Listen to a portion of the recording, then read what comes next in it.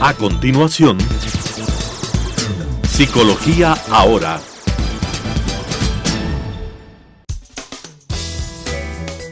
Clasificación A. Apto para todo público.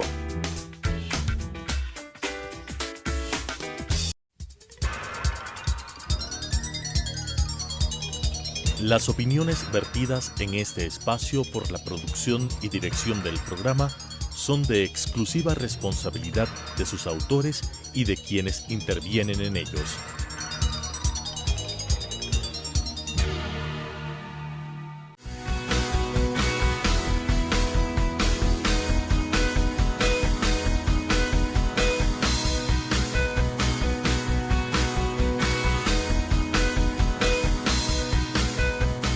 Buenos días, queridos amigos televidentes, qué gusto tenerlos aquí otra vez en su programa Psicología Ahora, el consultorio desde Telesucesos hasta tu hogar. Es un gusto tenerte en esta mañana. Bienvenidos a este consultorio de Telesucesos para que tú estés en contacto con lo último en terapia y también que responda a ciertas dudas relacionadas al mundo de la mente, de las emociones, de las relaciones humanas. Y la idea del programa es poderte aportar, llegar a tus hogares y contribuir de alguna forma a que cada vez, pues, como sociedad nos vayamos sintiendo mejor. Como siempre les digo, la terapia psicológica no está hecha para personas que tienen problemas gravísimos. Hay que quitar este tabú, este mito en relación a la terapia, sino que es un espacio de desarrollo en donde todos podemos ir a explorar cosas internas que nos ayudan a liberarnos, a sanar cosas del pasado, a ver qué es lo que queremos hacia futuro. Entonces, todos deberíamos ir a terapia porque siempre hay algo que sanar y más allá de eso, siempre hay algo que trabajar internamente en este proceso de evolución. Entonces, les invito siempre que vayan a terapia, que nos quitemos del susto y que también sepamos que en este espacio quien guía es el paciente. El terapeuta es un acompañante. Bueno, recordarles que el programa pasa los días martes a las 10:30 y el reprise es el sábado a las 12:30 para que nos vean. Invitarles también que nos sigan en YouTube poniendo Psicología Ahora Telesucesos y van a encontrar programas muy interesantes de los últimos años. Ahí les invito a que exploren un poquito si les gusta la psicología. Estamos hoy día otra vez con mi querido amigo y colega, el doctor Julio Guijarro. Él tiene muchos años de experiencia, ha sido catedrático de la Universidad Central del Ecuador. Ha tenido ya muchos años de experiencia dando psicoterapia y también ha sido director de clínicas de adicciones y además hace unos cursos muy bellos de geometría sagrada. Bueno, estamos aquí para seguir hablando sobre cómo manejar la crisis en épocas de COVID. Dentro de esta crisis puede haber temas de ansiedad, de depresión, de alienación, de conflictos existenciales. Estamos en una época que a todos nos ha tocado transitar, no lo veíamos venir y estamos improvisando en este camino, pero la idea es que podamos salir adelante y podamos evolucionar y aprender de lo que estamos viviendo. Entonces vamos a seguir hablando qué es lo que se puede hacer frente a esta situación si es que están sintiendo malestar. Julio, qué gusto tenerte aquí. ¿Qué tal, Adri? Qué gusto vernos de nuevo. Bienvenido otra vez. Sí, perfecto. ¿Qué te diré, Adri? Sí, todo esto, algo que no dijimos la vez pasada era el miedo. O sea, habíamos hablado de que hay tres cosas que nos dan miedo, que era el temor hacia el futuro, hacia nuestra economía, el temor a perder la vida y el temor a no volvernos a conectar con nuestros seres queridos. Eso nos va a crear altos grados de estrés. Tú de ley lo sabes, el estrés es bueno porque hace que tengamos más azúcar en la sangre, eso ayuda a que regeneremos situaciones de salud y todo lo demás. Pero cuando ya es constante, y 9 meses es mucho, de estar con un estrés todos los días de sobrevivencia, evidentemente va a empezar a haber la depresión, evidentemente va a haber la caída de nuestro sistema inmunológico y ahí es cuando esta enfermedad va a ser mucho más complicada que lo que podría realmente ser. Sí, totalmente, Julio. Ahora, habíamos estado hablando en el programa anterior varios aspectos, por ejemplo, de la importancia de mantenernos positivos para que nuestro sistema inmunológico esté bien, encontrar sentido a la situación. Y ahora queríamos profundizar un poquito también en relación a un protocolo que ha traído Julio, que desarrolló con una colega italiana para trabajar con pacientes italianos a través de videollamada, terapia de videollamada, para ayudarles en esa época en donde Italia estaba pésimo al comienzo de del virus. Entonces vamos a desarrollar un poquito, la idea es que ustedes sepan qué hacer si se sienten tensos, preocupados en este momento. Sí, no sé si nos ayudan entonces con las estrategias de equilibrio para estados de crisis. Luego se le cambió obviamente que para el COVID, porque es una crisis, evidentemente es una crisis. Ahora, lo interesante es, quizás como yo lo empecé a este protocolo, que el que tiene un porqué puede sobrellevar cualquier cómo. O sea, el porqué es darle sentido a la vida. A veces, como tú bien decías la vez pasada y que a mí me encantó, o sea, quizás estábamos siempre entregándonos hacia afuera, y ahora que nos encontramos en nuestro autodescubrimiento, en ir hacia adentro, hemos descubierto muchas cosas sobre nosotros mismos, quizás conductas, quizás formas de ser, quizás formas de comunicarnos, que ahora lo notamos de mejor manera y es un proceso de transformación. Entonces, cuando encontramos ese porqué, a ver, ¿por qué estoy encerrado? ¿Qué puedo ganar de esto? ¿Qué voy a desarrollar con esto? ¿Qué potencialización voy a conseguir? ¿Qué ganancia secundaria puedo tener? Puedo transformar ese espacio de molestoso, por así decirlo, en algo virtuoso. Entonces, eso es importantísimo. Entonces, y eso lo saqué de Viktor Frankl, de que el que tiene un porqué puede sobrellevar cualquier cómo lograrlo y cómo hacerlo. Es bien interesante este tema de logoterapia. Lo hablamos hace años, me acuerdo, con un especialista en logoterapia, y es este tema de la necesidad de tener sentido en el día a día, ¿no? Bueno, hay personas que sin mayor problema a veces no tienen un sentido de vida, y eso se trabaja mucho en terapia porque necesitamos, para no deprimirnos, levantarnos por alguna razón. Y si no hay algo, pues hay que inventarlo. Entonces, en el libro de Viktor Frankl, El hombre en búsqueda de sentido, él cuenta su historia en los campos de concentración en la época de los nazis, de la Segunda Guerra Mundial, y cómo esto es algo complicado, pero le da el sentido de escribir un libro y relatar su historia para ayudar a otros. Y eso hace que no se deprime y que cada día esté feliz. Ahora estamos también en una situación de crisis en donde esta situación nos puede ayudar a inventarnos sentidos. Como por ejemplo, ahora voy a apoyar a mis padres que están ancianos y que están muy preocupados. O cómo puedo dar apoyo, lo que decía Julio en el programa anterior, a personas que están experimentando COVID, si es que yo ya tuve.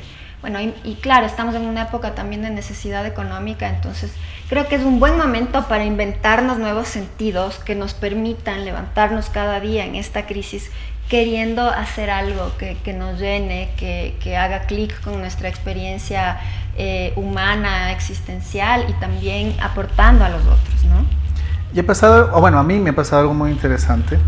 No sé si a ti te ha pasado. Como ahora no nos podemos abrazar, no podemos estar en contacto, no podemos, en la mayoría de veces, obviamente a veces sí lo hacemos, dar la mano y todo lo demás, nuestro tacto como que se ha disminuido, pero se han desarrollado otros sentidos. A mí me ha pasado que ahora reconozco las voces cuando tienen más armonía y me llama la atención si escucho una voz armónica.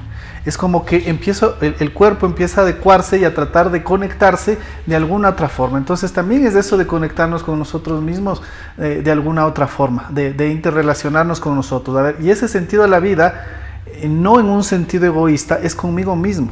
O sea, que mi sentido, mi alegría, no dependa, por ejemplo, de mi pareja, o no dependa de mi hijo, o no dependa de mi familia, sino dependa de que yo logre transformarme y los más cercanos van a terminar siendo beneficiados. Entonces esa también es una transformación. Porque en Italia sucedió, no sé si lo dije la semana pasada, que en la zona sur había agresiones sexuales de padres a sus hijos y se elevó a 75% las solicitudes de divorcio. O sea, porque no teníamos esa capacidad de empezar a vincularnos de golpe cuando estábamos en un espacio bastante cerrado. Así es, y también muchas personas han utilizado esta situación complicada para reconectarse con su familia o con su pareja. Justo con María Teresa Benítez, que estuvimos hablando hace unos meses de qué pasó también en la pareja, ¿no? Ha llevado a reformularse a muchas personas su relación, y a otras también a profundizar y a reconocerse nuevamente. Entonces eso es muy rico a nivel existencial y puede dar nuevos sentidos. Bueno, ya no salgo porque estoy cuidándome del COVID, pero estoy reconociendo a mis hijos, estoy reconociendo a mi pareja, a mí mismo dentro de este espacio de encierro, ¿no? Entonces esto es otro sentido que puede salir, ¿no? Sí, es importantísimo. No sé si tenemos más de este protocolo. Sí, tenemos que cuidar, como decíamos, del diálogo interno, el potencializar nuestro sentido de vida, crear un proyecto personal, que también lo habíamos hablado, la recreación y el aprendizaje, y hacer terapia. Hacer terapia es lo que tú decías también al inicio, o sea, es ir poniendo las cositas en orden, que es ordenando nuestra casa que es nuestra mente. Entonces, al ir ordenando nuestra casa, a veces necesitamos que alguien nos ayude desde afuera, porque si no es tan fácil verlo desde uno mismo para uno mismo, no somos un buen espejo a veces.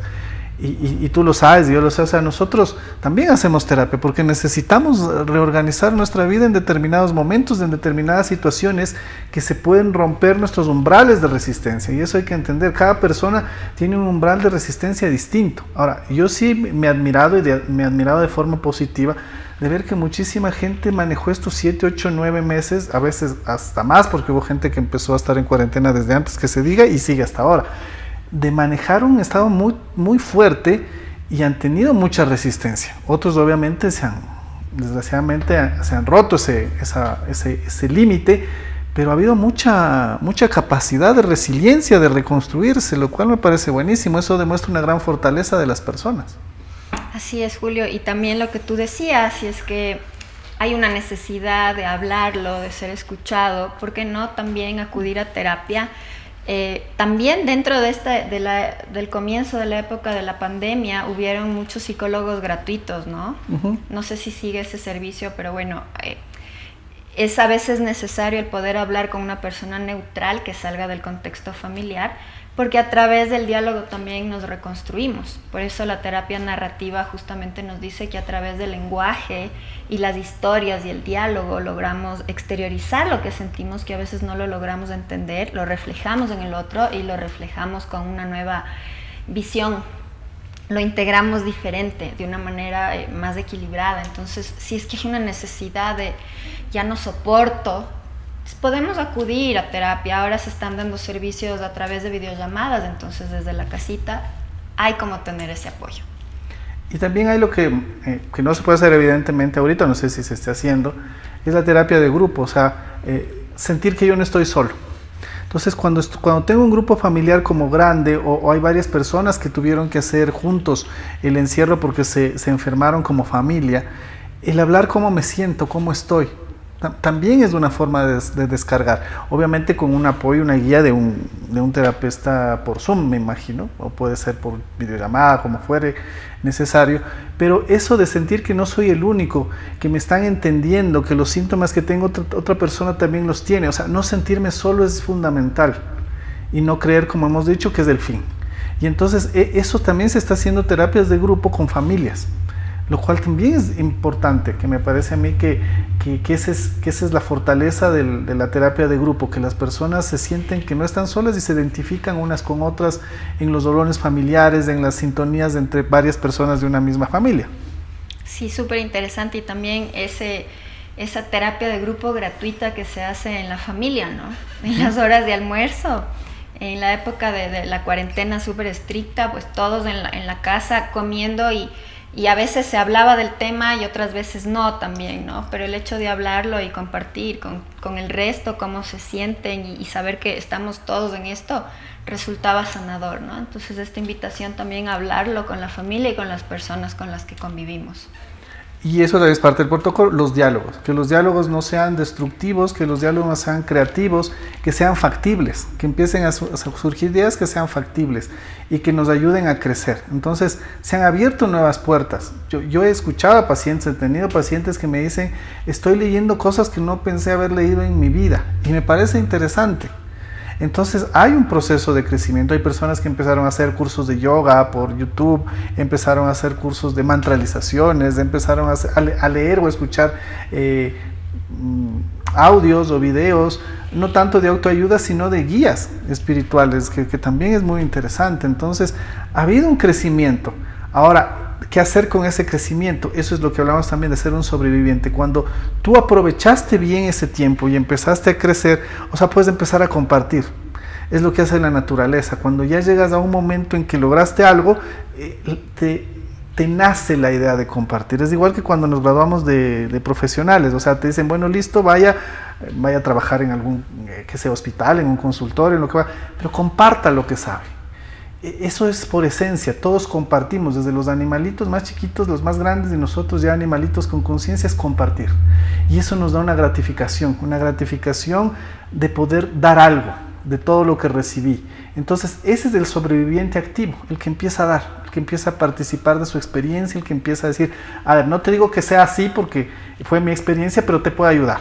No te digo que hagas lo mismo porque eso lo tiene que ser un médico, un psicólogo, pero mira, puede suceder esto, y entonces eso a la persona le hace crecer, le da una satisfacción interna, es lo que decía Víctor Frank, un sentido, sube el sistema inmunológico y vas a estar mucho mejor.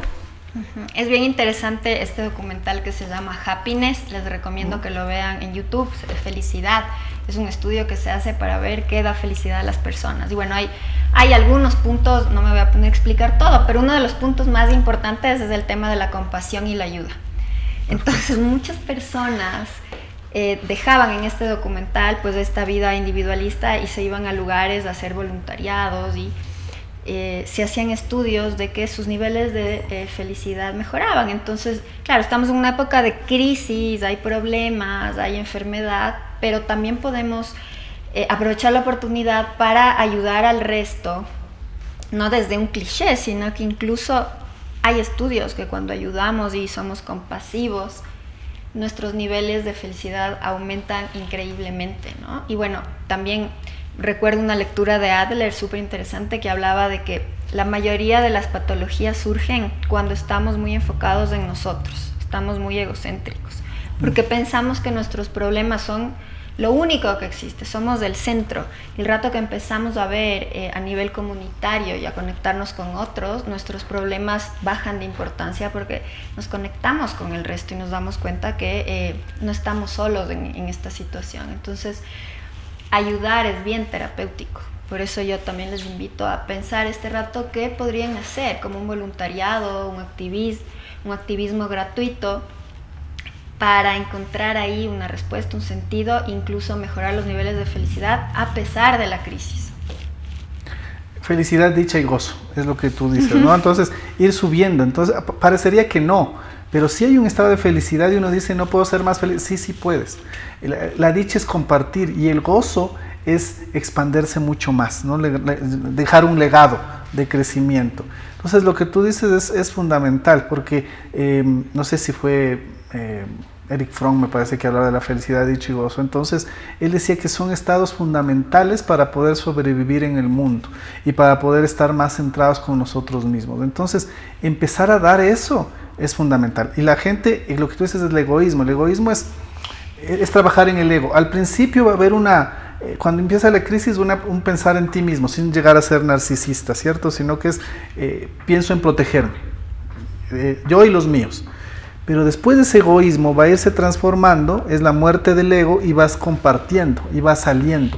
Como pasó que mucha gente empezó a recoger un poco de comida y iba a dejar a personas que estaban enfermas, a viejitos que ponían cartelitos que decían que no tienen quien les ayude y los iban a dejar en la puerta. Entonces hubieron grupos de ayuda, grupos que salió a recoger perritos, o sea, hubo mucha movilización. Luego, claro, ya hubo una paralización total porque pidieron eso. Pero la gente sale de ahí, sale de eso del ego, que es como un egoísmo al primario, y luego viene la expansión. Entonces hay un crecimiento. Entonces toda crisis, siempre que la maneje bien, me va a aportar información para crecer. Y si la manejo mal, me va a doler un poco, me va a costar salir de esa coraza, pero si me detengo después, también voy a aprender de lo que capaz pude haber hecho no de la mejor manera. O sea, que es una oportunidad para evolucionar, algo tenemos que aprender. Siempre, siempre. Entonces no sé si hay algo más por ahí en ese protocolo. Bueno. Pasémosle a la siguiente. Sí, también tenemos que hay proyecciones desgastantes, ¿no? La incertidumbre, el que va a ser por mucho tiempo, futurizaciones, un pasado mejor, pensar en las pérdidas económicas, sociales y emocionales. Entonces, siempre hay que darnos un tiempo al descanso, y ahí en algo que Adrián y yo coincidimos siempre, la meditación. La meditación nos va a ayudar, porque es tratar de poner la mente en blanco. No va a ser tan sencillo al principio y va a venir una lluvia, una cascada de ideas. Lo que hice ayer, lo que voy a hacer mañana, lo que vi en la tele, lo que vi en la novela, qué va a pasar con el vecino, o sea, un montón. Pero eso está bien porque es precisamente abrir ese cajón, dejar que esas ideas innecesarias salgan y en algún momento vas a poder detener la mente. Así que la idea de que las personas dicen, no, es que yo trato de poner la mente en blanco y no puedo, me vienen un montón de ideas, está bien, precisamente eso es lo que se tiene que hacer, eso está perfecto porque es vaciarnos. A las distintas personas nos va a tomar distinto tiempo. A mí me tomó un montón de tiempo, no quiero decirlo porque hasta me da vergüenza, pero me tomó bastante tiempo lograr realmente quitar la mente. Y entonces uno empieza a sacar todo eso y uno empieza a estar mejor. Entonces sí, es sacar esas ideas innecesarias que están dando vueltas en nuestra mente. Y es bien interesante justamente la mente cuando no es conducida o trabajada, entrenada, tiende a ser caótica, ¿no? Entonces nos quedamos en un cuarto un día y si no hay un trabajo interior es posible que la mente se dispare a pensar muchas cosas incoherentes, ¿no? Entonces decimos... He escuchado gente, esto siempre cuento, me parece chistoso, que es como esta idea que tenemos aquí en Occidente, que es que yo soy muy inteligente porque pienso mucho, todo el tiempo pienso y pienso. ¿Pero qué pienso? Muchas veces lo que pensamos son como residuos de experiencias del pasado, impresiones que tuvimos de un programa de televisión, la voz de nuestros padres, de nuestros amigos, pero muchas veces no cuestionamos estos pensamientos y simplemente nos identificamos con ellos. Entonces, si pienso eso, debe ser real. Si pienso que mi pasado fue mejor, es porque es real. Si creo que en el futuro va a pasar algo catastrófico, es verdad. Entonces, lo interesante del mindfulness, que es quedarnos en el presente aquí y ahora, es permitir dejar que pasen los pensamientos y no identificarnos tanto y saber que no porque pienso algo es que eso ya es la realidad, sino que muchas veces la mente recoge y tiene una mezcla y un residuo de muchas experiencias que a veces son desordenadas y que nos hacen sufrir. De ahí la importancia de ir entrenando la mente para que haya una mente transparente, limpia, ecuánime, equilibrada y no esta mente caótica que igual todos tenemos, pero que la idea es conducirla adecuadamente para llegar a un estado de bienestar. Y ha habido, como tú dices, muchos pensamientos de angustia, ansiedad, estrés, ideas repetitivas que se empiezan a dar en la mente. Y hay trabajos sencillos. Increíblemente lo que se decía antes de que contar corderitos para dormirse es bueno, sí es bueno, pero en otro enfoque. Cuando tienes mucha angustia, mucha ansiedad, estás pensando solo lo mismo. Una técnica sencillísima es ponerse uno problemas matemáticos. Sumar, restar, multiplicar, dividir. Y me pongo a pensar en eso, controla y me salgo del momento de angustia y ansiedad. Pues aunque parezca algo tan chiquito y tan fácil, funciona. O sea, si estás con mucho estrés, mucha ansiedad, empieza a hacerte problemas matemáticos, a resolverlos con tu mente. Ahí también van a funcionar obviamente algunas aplicaciones donde tú haces algo siempre utilizando las matemáticas y va a funcionar mucho para eliminar angustia y ansiedad. Obviamente luego lo ideal es centrarte en un proyecto posible de vida, ¿no? En un proyecto funcional, en un proyecto en el que puedas hacer algo. Y es bien interesante esta frase que dice, a lo que le pones atención crece. Me acuerdo que nos daban esto en clases de terapia sistémica. Es verdad, si tú solo piensas en el problema y le das vueltas de día, de noche, eso se vuelve una cosa gigante, terrible en tu vida. Pero si le das el tiempo adecuado para pensarle, analizarle, pero te dedicas también a otras cosas que están aquí y ahora y no están en el mundo de la mente, de las ideas, aterrizas un poco en lo que está pasando en este momento. Entonces lo que dice Julio también es esta invitación a pongo mi atención en algo que no tenga una carga emocional tan potente, aprendo a desviar mi atención en algo que no me haga sufrir, en este caso las matemáticas, pero puede ser otras cosas. Puedo poner la atención en caminar, puedo poner la atención en un libro, en una conversación, en deporte, ¿no? Que eso es el mindfulness, es decir, me ubico en la realidad, porque a veces sufrimos mucho por cosas que imaginamos que van a pasar y en la realidad no pasan. Entonces aquí viene una invitación a trabajar en este entrenamiento de la mente, a revisar un poco sobre el mindfulness y ver cómo puedo ir adestrando a mi mente para que ponga la atención en otra cosa, fuera de estas ideas que pueden a veces venir de forma obsesiva en épocas de crisis y de encierro. y la risa, y la alegría, y la felicidad. Entonces, cuando ya empiezas a ir en esas etapas, parte del protocolo es luego ya empezarlo a disfrutar. Parte de la sobrevivencia, de salir de una crisis, es que incluso ya me empiezo a reír de la misma crisis. Hay personas que empezaron a hacer dibujos sobre sus máscaras, que sean graciosas, o sea, un montón de cosas interesantes. Entonces, cuando yo ya me logro reír de mi problema o de lo que me angustiaba, es que estoy en ese proceso definitivamente de recuperación y aceptación. Entonces, eso es fundamental, la risa. Y si hay mucha depresión, hay una medicina facilísima que es el limón. El limón es un antidepresivo muy bueno. La idea es congelar 2 limones, 3, los que tú necesites, en la parte del hielo. Y cuando necesites hacer una limonada, una ensalada, lo rayas con todo y cáscara, lo mezclas y te vas tomando. Entonces eso también te ayuda para la depresión. Muy bien, gracias Julito. Qué pena, se nos acaba el tiempo volando cuando hablamos de estas cosas tan interesantes. Bueno, un poco el comentario que quería decirles para finalizar es justamente también esta época de los memes, ¿no? En realidad, a veces nos toca reírnos nomás de lo que pasa y por eso es que pasamos viendo memes. Está bien, hay que reírse y también buscar otras formas de gozar también, de desestresarnos, de reírnos de nosotros mismos. Bueno, espero les haya gustado el programa del día de hoy. Les mando un abrazo. Si necesitan el número de contacto de Julio, él les va a dar su teléfono, que es 0998-399961. Y si quieren también me pueden contactar al 0992-766-914. Como les dijo el Julio, él tiene el protocolo. Si necesitan estos pasitos, pues les podemos pasar, ¿ya? Les mandamos mucho cariño y que tengan un buen día. Próxima semana seguimos con más de Psicología Ahora aquí en Telesucesos.